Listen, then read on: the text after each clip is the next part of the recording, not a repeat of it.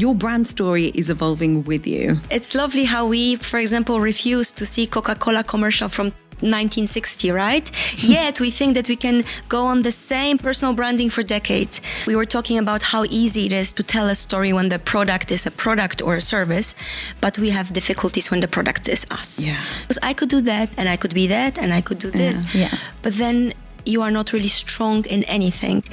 Be choiceful, Yeah. build your story about your strongest points. More than ever before, there is this blurring of lines between my work self and my personal Yes. self, and it's all merging into my digital self. Your digital self is where you're going to be chosen from, not your CV anymore.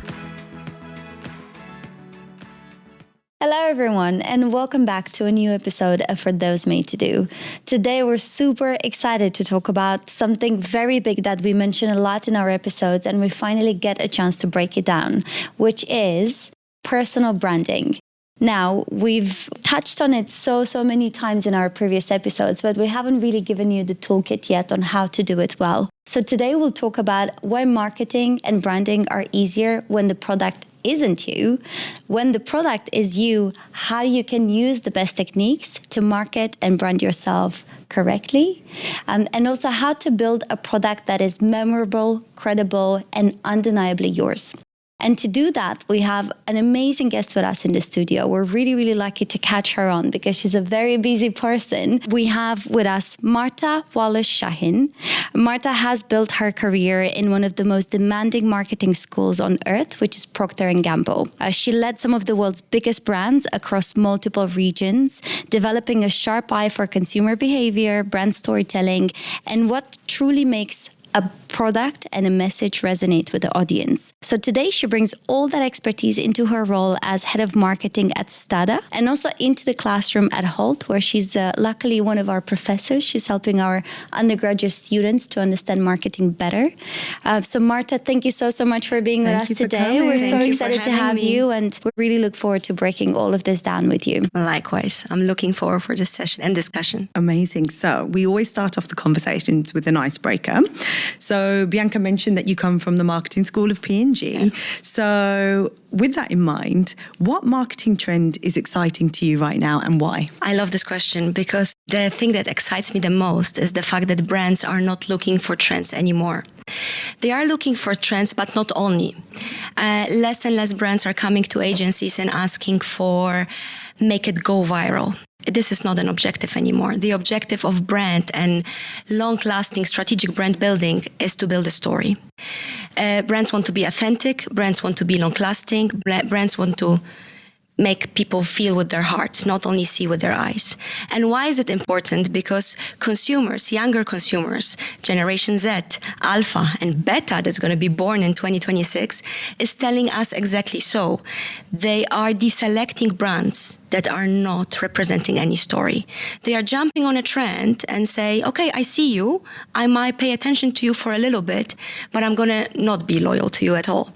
If I want a long-lasting relationship with my brand, I need to have a story. So more and more brands are actually paying attention to the story, and this is what excites me the most. I see amazing stories around. I've never heard of that thread of storytelling and loyalty together, but it makes perfect sense as well. So I'm sure we're going to circle back to this later on. When we think about the fundamentals of branding, because also let's break that down, because some of our listeners may not be too familiar at what is at the core of branding and how to brand well. How would you break it down to a non-marketeer? Another good question, and I will tell you a story. Obviously, I'm a storyteller. Right on point. All my students, whether they are undergrads or postgrads, they know that I start with this. And I ask you a question, ladies. Do you know what is one of the most annoying, for the lack of a better word, comment that I receive from young marketeers who just start working with me, and I ask them for feedback. How do you see our brand currently? What would you change? There's one comment that is a little bit not sitting well with me. Do you dare to guess? They don't know where to start, or they don't know their story. They definitely don't know where to start, that's for sure. But the comment is, we need to think outside of the box.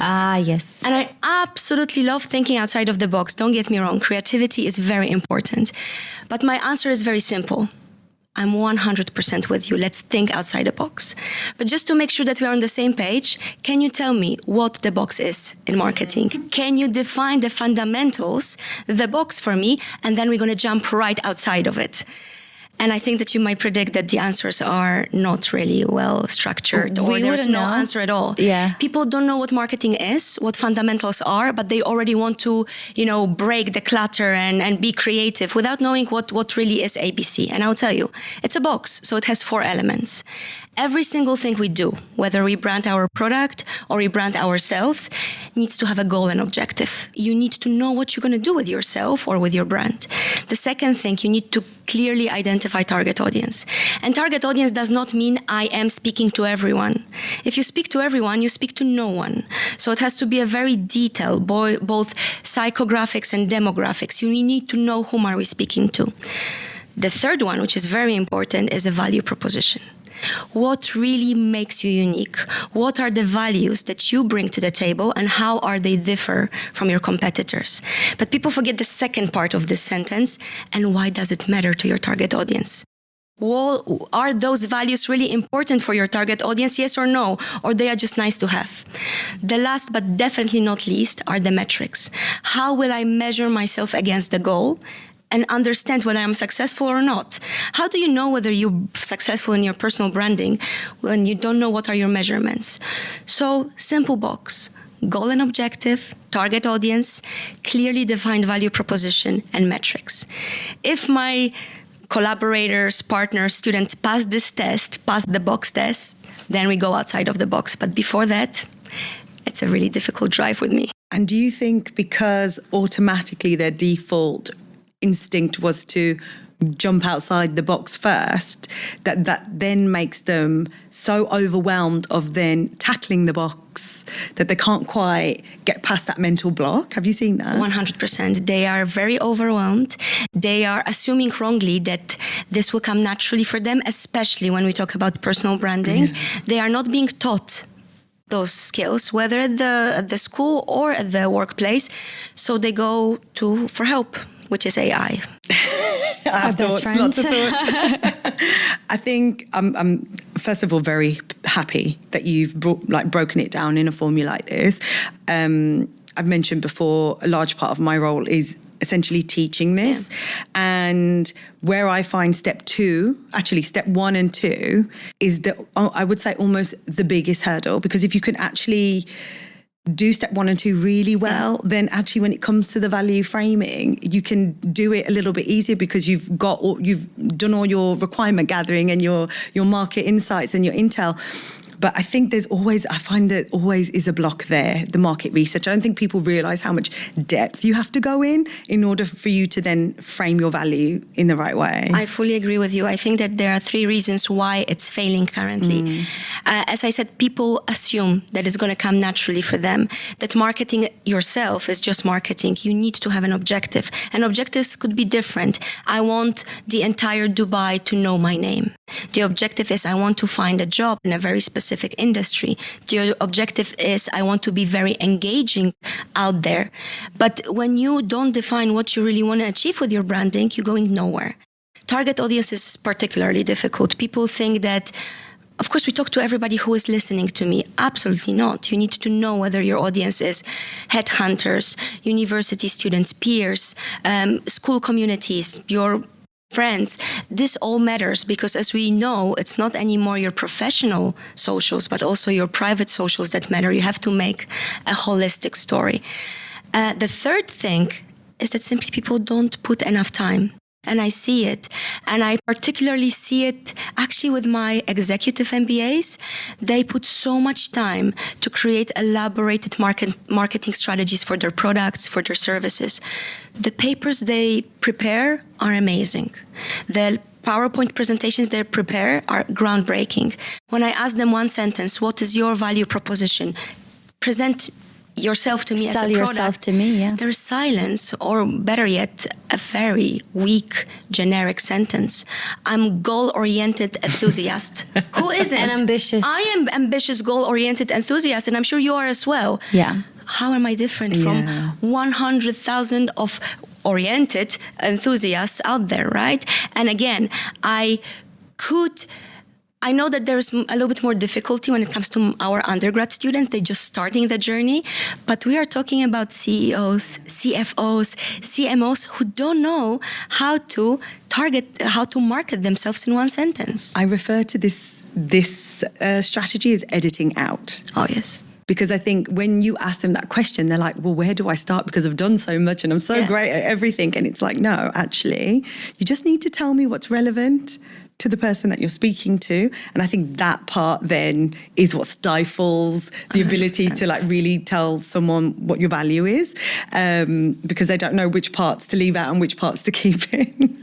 I fully agree with you. And my favorite part of sometimes I'm invited to be a guest speaker as well in the companies full of busy people who've been successful employees for 20 years. But I give them homework to apply the box, the famous box, to themselves. Devote a day, a weekend, me time, and do exactly that. What is your goal and objective when it comes to personal branding? Whom are you talking to? What is your value proposition? And how will you measure yourself in a given period of time, 6 months, 1 year? And I do have many boxes in my life, I have to tell you. I have a box for my career, my professional career in a corporate world, another box for me as a professor, another box as a mom of a community of my daughter's school, and I check my box. So this is really interesting because, two things actually. So the first thing is I always say to the students, you need to practice this muscle of creating the box. Yeah. And obviously in the format that we have been in for a long time, it's always, you should audit your CV every 6 months just to take stock of where you're at, what you've done, what did you do that's inside your job description, what did you do that was outside, why did you do it outside, what was that strategic vision you had that you felt that you had to do it outside, and what impact did this have? And taking stock every 6 months, even though it would feel quite laborious and you're like, oh, why? But actually, this is how you account for all the skills and things that you're learning. So I think it's really important to practice the muscle. The next thing is obviously the death of the CV. And I think this is something we've talked about a couple of times. But I think this transition into the portfolio career, so to your point that you've got these different boxes for different aspects of your career, that's essentially what the portfolio career is. So where it's more project-based and it's not enough to just say what you did. Thank you. Thank you for saying this, because I would like to spend some time on CV. CV is just an ID that will let you open the door for an interview or for your career. But many times, which breaks my heart, when I ask candidates, tell me your story. They take out their CV and they read it. Your chronological description of what you've done where is not your story, and they don't know any better. So yes, you need to audit your CV. Yes, you need to update it, but each element in your CV needs to be supported by some facts and by actually real things that you've done, which sometimes is not the case, right? Because the first and most important part of any story is what? It needs to be true and it needs to be authentic. So if I tell that I'm a very passionate team player and I'm very goal-oriented or detail, I better have a story or two to support this very important statement, right? So we've been taught, our students, our young professionals are taught a lot about how to craft a CV. Better yet, you can outsource it. You can pay not so much, exactly, to have a beautifully crafted CV. But it's not your story, and you should not rely on it. But what happens, and I unfortunately need to come back to AI, they put the CV in AI and try and ask AI to create the story for them.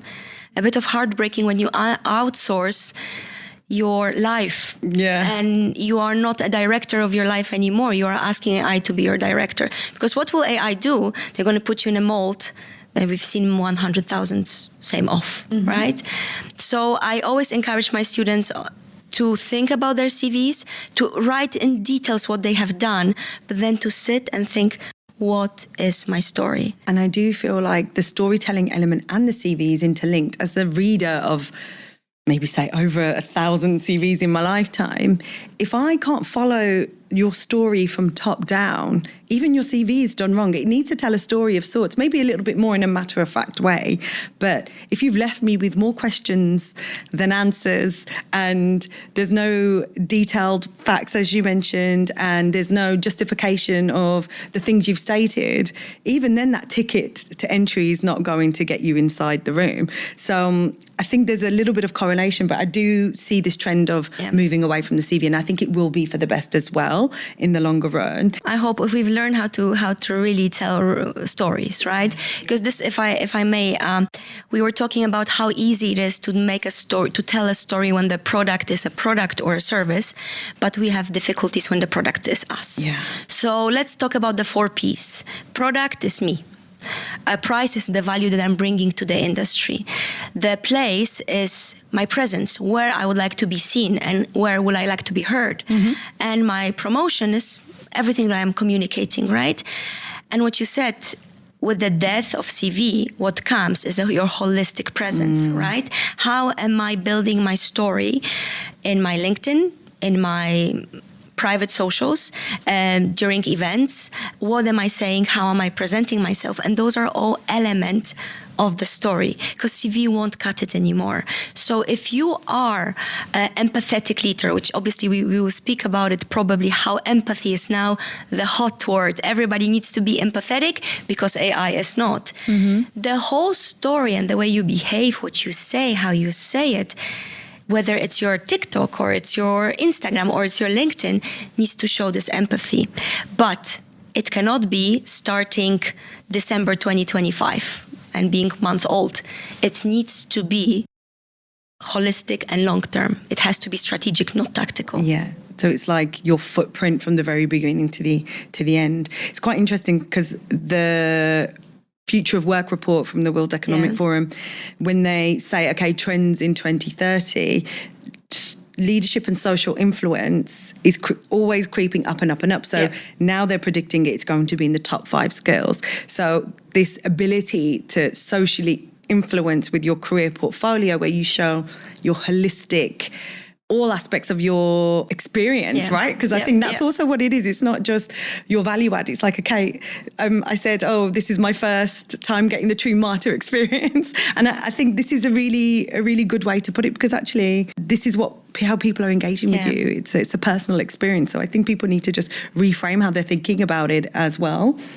I think that people are thinking too much about how we will be perceived and what will people tell about us, without us really being a little bit arrogant in a good way of really showing truly our value. Because I would like to talk about the value proposition a little bit more. It's very difficult for people to say, to create the value proposition. Why am I better than my competitors in a given area? And this is where the whole issue starts. We fill this gap with fluff. But when I look at my students, and I was very privileged to be with the undergrad for the past 3 months, and they just starting their journey, every single one of them has a unique value proposition. There is a problem solver. There is an empathetic leader. There is a strategic leader. There is a creative mind that does not fit any mold. But be bold. And I think that what you said, leadership means that I'm choiceful. I choose what I'm going to stand for. You know what is my value proposition?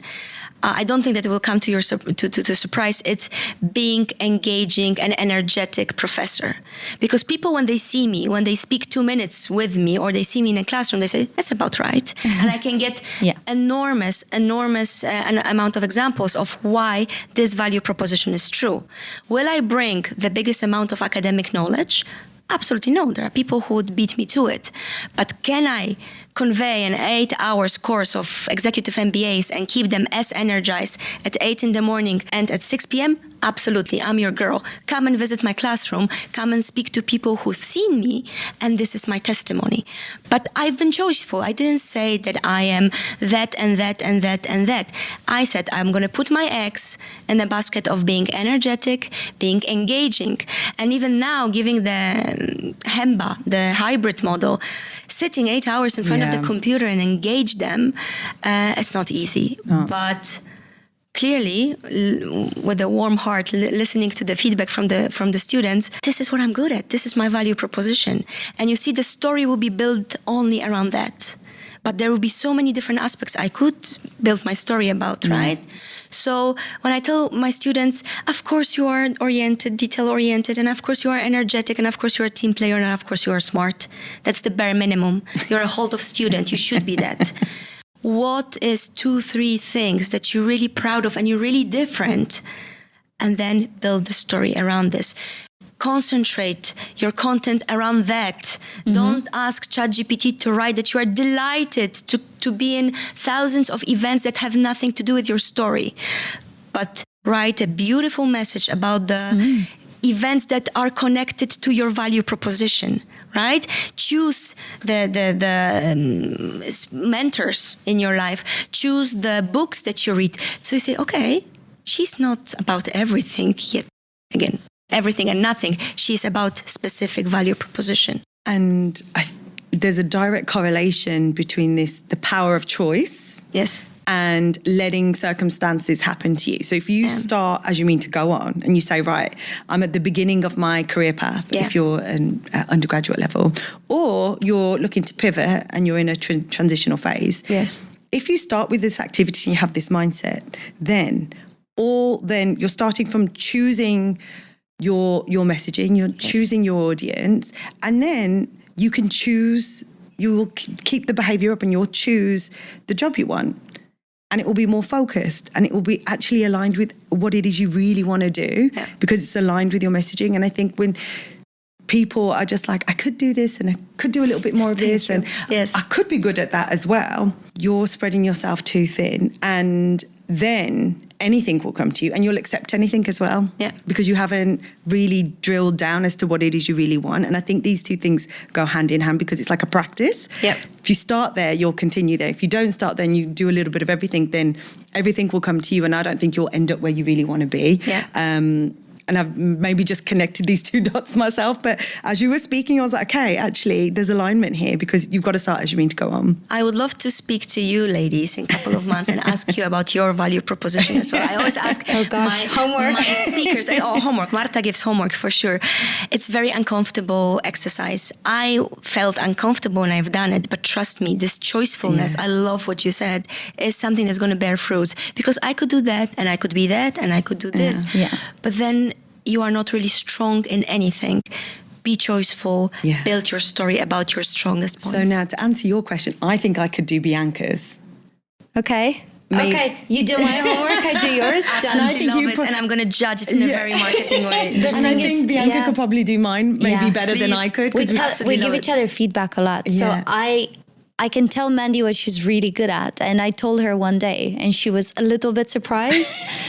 She kind of knew it. A part of her knew it, but she was also a little bit surprised that I noticed. For example, she is very, very good at recruiting because she sees potential in people before anyone else does. And this is her unfair advantage, I always tell her.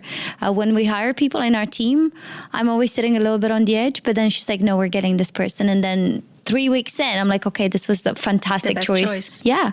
Wow, it's a story that writes itself. We started the conversation talking about AI and inhumane things of AI and how human touch, human instincts needs to be powerful. And this is your value proposition. No, it is. Human instinct. And you will break the clutter of thousands of people, Bianca's is her natural curiosity because she's a highly inquisitive person. And also because of that, she reads a lot. And because of that, she has an elephant memory. So she can talk to anybody about anything. But not just in a surface level way, with depth as well. And I think this is why I think you're really good at what you do because you are able to show up in the room like that. Sorry to catch you, but you forgot about the second part of the value proposition. Why does it matter? So how would you finish this sentence? Why does it matter that you have the instinct? And why does it matter that you are very deep in your analysis? Because you have you have a fantastic value propositions, but finish it for me, please. So for me, obviously, the main part of my role is coaching.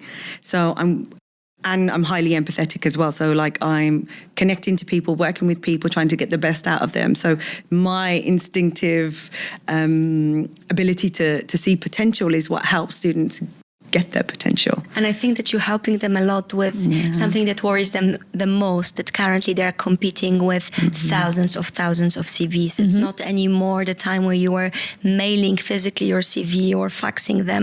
You, before breakfast, you can apply to hundreds of jobs, but you as a recruiter cannot see all of them, right?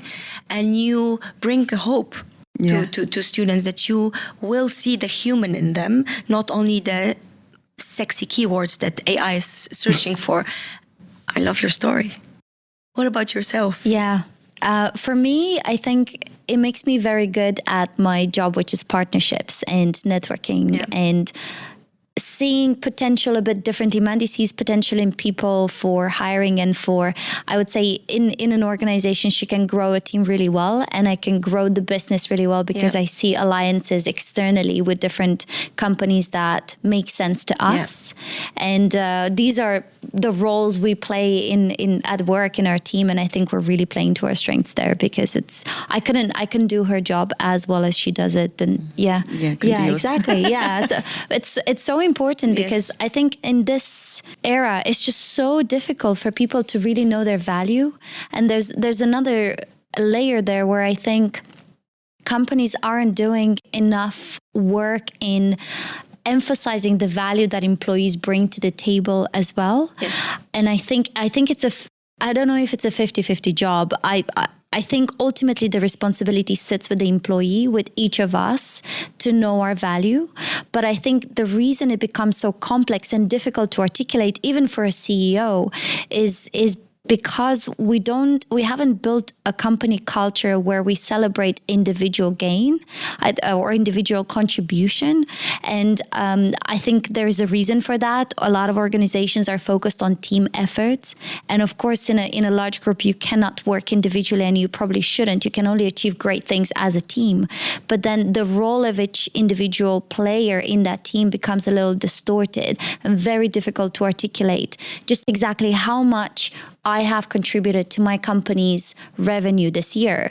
My role is so far removed from end revenue that it's almost an untraceable, unless I work directly in sales. Even with that, it's a little hard because we don't see the balance sheet. We don't see the expenses. We don't see, these are all things that in most companies, they aren't fully discussed. So I think for anyone listening to us thinking, it is very hard for me at all levels to articulate where I stand in the market and where my value is.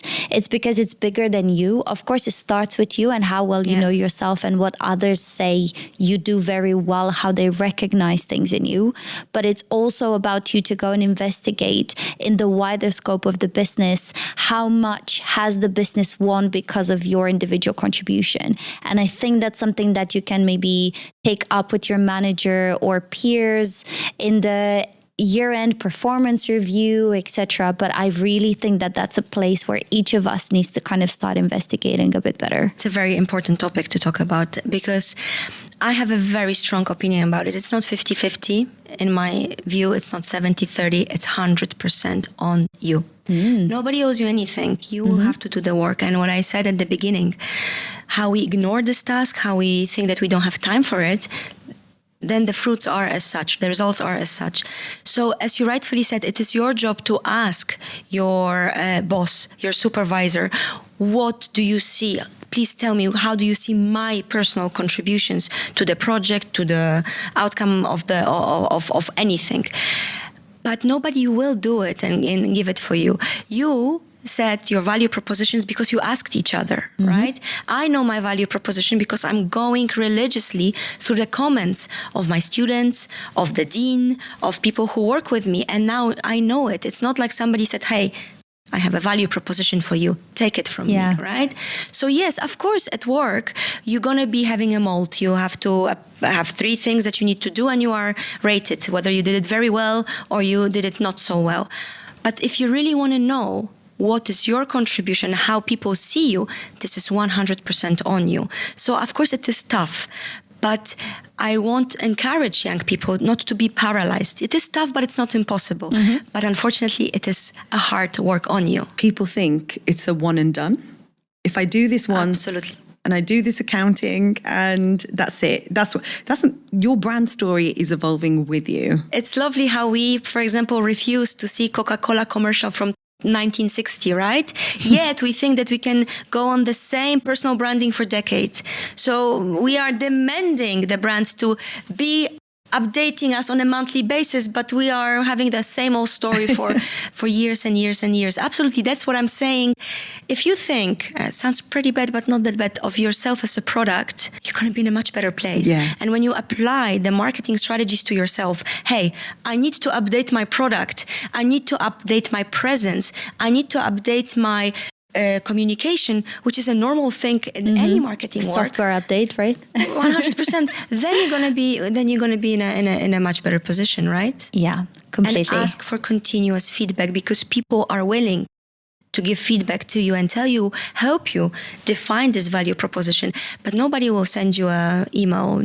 Hey, I woke up and I thought about value proposition. This is your proposition. This is your job to do that. Yeah, I love that. So I think, just to recap really quickly, I think it's your creating your value proposition, which then determines your personal branding. It starts with you and your introspection and understanding who you are, what are your strengths, what you bring to the table, and where you sit. Then you take feedback from the people closer to you who work with you, and you understand immediately how you come across, and you add that in. I think there's a third lens there, which is the wider scope of how other people perceive you. And we talked a bit about AI, and we talked a bit about the shift towards the portfolio. So I just want to dive a bit deeper into that, because we're looking at the future of personal branding, of communication, and also the future of work and how they intertwine. Yeah. And I think that for many of us, I was saying at the beginning, our personal brand is also determined by the amount of information that is available out there about us, that we have produced over the years, but also that others have produced on us. For example, if I've given an interview, if I've given a presentation, then people wrote about it. So if you Google search me, you'll find a few links to a few different articles where I was interviewed, etc. Now, you as Marta, as the recruiter in 2026, you're trying to hire me for a marketing role, and you're trying to understand who I am. You're going to go to AI, because Googling things, even when you Google things, it still gives you the Gemini, the AI search. And I think in the future, we'll see more of a transition towards what we're talking about, the death of the CV and the rise of the holistic pocket of information, and the digital identity, my digital twin, being essentially one of my brand ambassadors out there. It's not really me. A part of it is what I put in.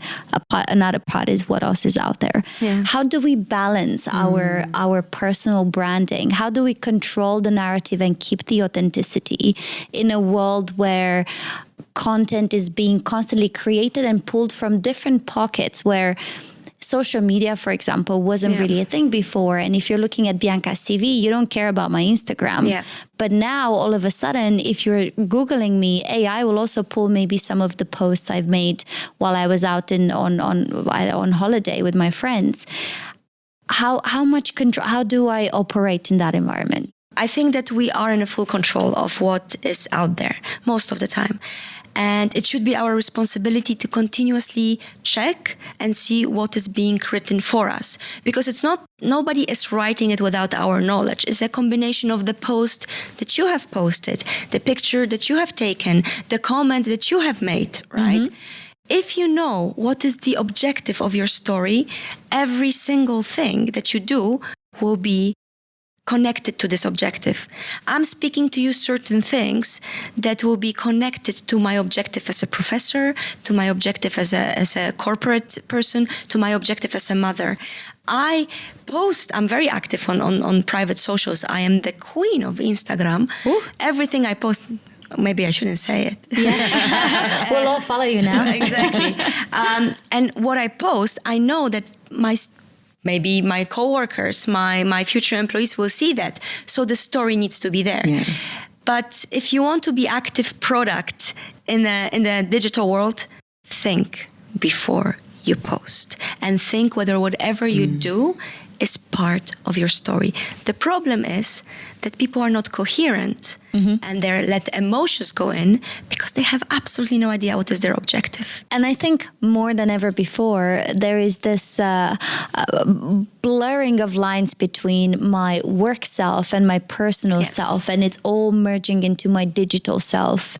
And it's all creating one big story. And now the things that weren't before taken into consideration about who I am as a person and how I show up at work, all of a sudden are there because AI is able to pull vast amounts of information. It used to be a person Googling and scanning. I remember back in the days when I worked in recruitment 15 years ago in London, I was doing executive search. So we just had to vet the candidates before we're sending across to our clients. So I had to manually go through their Facebook. I know this was I don't know how ethical that was, but I was just trying to find as much information as I could to just understand who this person was at the core. Now AI is doing that in milliseconds. And so this is not a matter of if anymore. It's just a given that everything that I put out there is going to reflect back on me. Earlier, so we had a student, she's from Kazakhstan, and she brought some chocolate for us. And she's... the Kazakhstani chocolate. I got one. It's everywhere, all over campus. It's in the blue wrapper with the gold. Yes, and it's really nice. It's like a dark chocolate. And I just put into Google, is Kazakhstan famous for chocolate? And the first thing it comes up was a Instagram reel of a guy presenting the chocolate like this, the gold and the blue wrapper. And it was like, this is the most popular chocolate in Kazakhstan, and it has a fruity notes and it's delicious. But it wasn't the brand itself that came up first. It was this Instagram story. So I think the shift towards user-generated content, storytelling. So I think it's really important for people to come out. That shocked me today, actually. It's the first time where I noticed, hang on, it wasn't the brand's website that came up first. It was this Instagram reel of a random person. That was your first point of information, right? Yeah. And then when we have, as marketeers, a lot of information that on average a person does deselect everything which is 0.4 and below. So we base our point of view on point number 1, number 2, and number 3 in Google search. So anything lower is meaningful. So imagine a person is learning about chocolate in Kazakhstan based on the user-generated content. But I wanted to say something which is a little bit more serious and more harsh. It is, as you rightfully said, about your digital self. And it's not about me at work and me in life. We have to accept it. We don't have to fight it. We have to accept it. And everything we do, this is where we need to know that it's going to be visible for our future employees, for our future peers. Accept it, live with it, build your digital story knowing it. I'm a little bit, if I may say, it's a little bit annoying when people say, oh, but why? Because this is where we are going towards, right? Your digital self is where you're going to be chosen from, not your CV anymore, right? And if you want to be seen in a crowded market like the UAE and you want career success, then unfortunately you are going to have to follow the trend, essentially, because if you don't, if you opt out, then your visibility is not there. 100%. So unfortunately you have to kind of submit to the market in a way.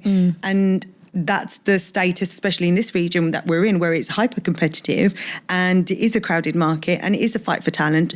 Then actually this footprint that you have, where it's authentic and real and trustful, I think will definitely stand out over just absolutely follow. Yeah. I wanted to leave you with a couple of points about the storytelling, because this is what I teach my students. It's not about the story with the hero and the villain and a happy ending. Hopefully, some stories are like this, but marketing story have elements to it. It has to be true. It has to be authentic. It has to make us feel something. This is very important. And it has to be, and this is one of the most important thing for me, you putting the other person as a hero. It's not about glorifying yourself, how amazing you are, but what you will bring to the table with the story and how I'm going to solve your problem. And this is another issue with how we build the story. I think actually some people are better than others in creating the stories, but it's not the story. It's a glorification of how amazing I am. The The one who really stands out is, I know what is my value proposition. I know what is your problem. I'm here to solve this problem for you. And this is how I'm going to do. And this is how you break the clutter.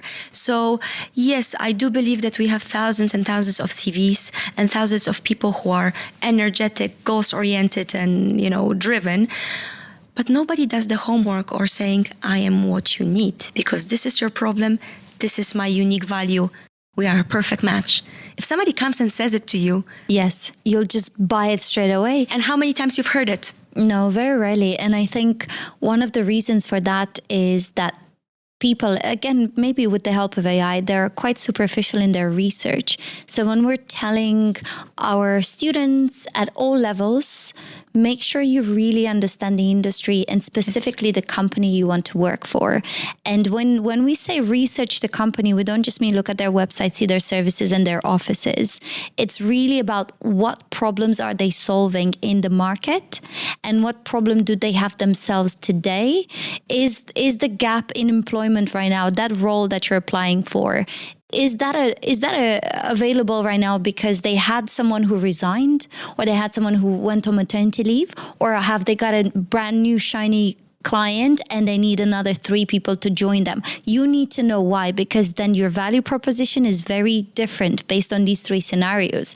In the first 2 scenarios, if they've lost someone unexpectedly, they need someone immediately.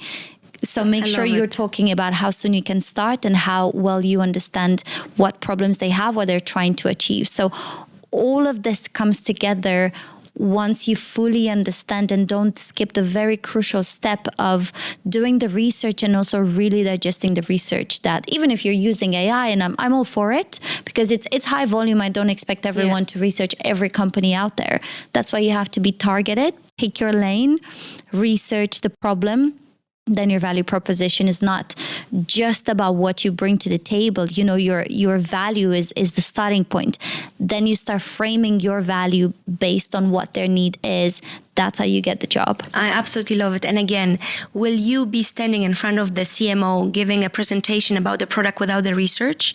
Absolutely not. No. Yet, we think that we can stand in front of the CMO asking for a job with no research at all. Yeah. So it baffles me how we think that we are not a product and we are so knowledgeable about marketing strategies, but we don't apply them to ourselves. I always say this fundamental one-on-one, especially when the students come to me and they say, I want to work in marketing. And I was like, well, how do you market yourself? What I'm seeing right now isn't showing marketeer really. And just as the last question with that in mind, as a senior marketeer, as an expert in your field, what does a good marketing application look like if you were to receive interest for a role that you had in your team? What is it you'd want to see? I think that you girls are fantastic marketeers for me, jokes aside, but not. It's a person who starts with the problem and is obsessed with the receiving end. It's a person who has consumer in mind. So starts every single thing with research, deep research. AI is my best friend. I won't ask them to go to the library and go through books, but it has to be what is the problem that I'm trying to solve? What is the job to be done that I'm trying to solve? And only if we start with this and we know exactly whom are we talking to, then we start with the presentation. So with the presentation of strategies and so on and so forth. So a person that really stands out for me is a person who does not jump into shiny solutions immediately. You need to be on TikTok cult because otherwise you will not make it in the world of universities. Says who? Why? What are you trying to solve? I cherish people and I would select people who start everything with analysis of the problem, identifying the problem, and then catering the solutions to this problem, which is not often. And you can see it even in the work that is being submitted by our students. The recommendation part is tremendous based on the analysis, which is super weak. Yeah. Right. And can I just say, when you're looking at the problem, you need to find the pain that the problem is causing. Because what you said before, that a good marketing story has emotion in it. You cannot deliver emotion or get an emotional response if you don't understand the emotional pain of having the problem that your customer has. So if you're applying for a job, the pain is that they are missing one key member of their team. That's a major issue for everyone else and for the organization. They have an urgency to fill that role. If you understand the pain behind that, then the emotion you awaken in them is, great, I'm your solution. Let me tell you why. And this is what I understand about your problem and the pain, and this is how I fix it. So when can I start? Everyone will say, tomorrow, please come in, get a pass today. And you said something that might not be possible because of the sheer volume of jobs. It will be possible if you're choiceful. And I love what we talked before about being choiceful in your value proposition and stick to it. Then you can really do a very deep research and give a very fantastic solution if you're choiceful on your value proposition. I love that. I think that's the perfect place to finish. I think we've covered so much, and honestly, this has been music to my ears. I say this a lot sometimes when we'll keep replaying this conversation a lot. But it really has. It's been so valuable because hopefully the takeaway for our audience is that yes, it is overwhelming. And yes, actually, it can be so simple. You just have to just spend some time reflecting sometimes, and it goes such a long way. So I appreciate all your insights. Marta, it's been a pleasure, and the Marta experience was fantastic, and I'm glad to be a part of it. I loved having you as my student. You got an A today from me. So thank you, but we'll circle back with the homework in 2 months. Please. And actually, to the listeners, I would love, if I were to leave them with one thing, I would love them to make a cup of coffee or tea, sit down and really create a box for themselves. It's a simple, not that simple, intimidating, raw, emotional exercise, but I'm telling you, it's going to make a big difference. Can we recap the 4 Ps really quickly? Of course. So product is you. Price is the value that you're bringing, but you have to be choiceful. What is your value proposition? Presence is where you want to be in your social media or offline as well. And then promotion, which is the content that you are creating. And quickly, the box, the famous box, before we jump out of the box. What is the objective of your personal branding? Whom are you talking to? Be as specific with your target audience as possible. What is your value proposition and why should the target audience care? And metrics. How will you be checking yourself whether you are going towards your objective or you're actually having some troubles on the way? Amazing. Fantastic. Thank you. Thank you. And if you want more content like this, please do subscribe to our channel for Those Made to Do podcast. And we look forward to seeing you on our next episode. Thank you. Thank you very much. Thanks for tuning into the For Those Made to Do podcast. We are your hosts, Mandy Sahota and Bianca Pavel. This podcast is all about the doers who have achieved career success in the UAE and the stories that go with it.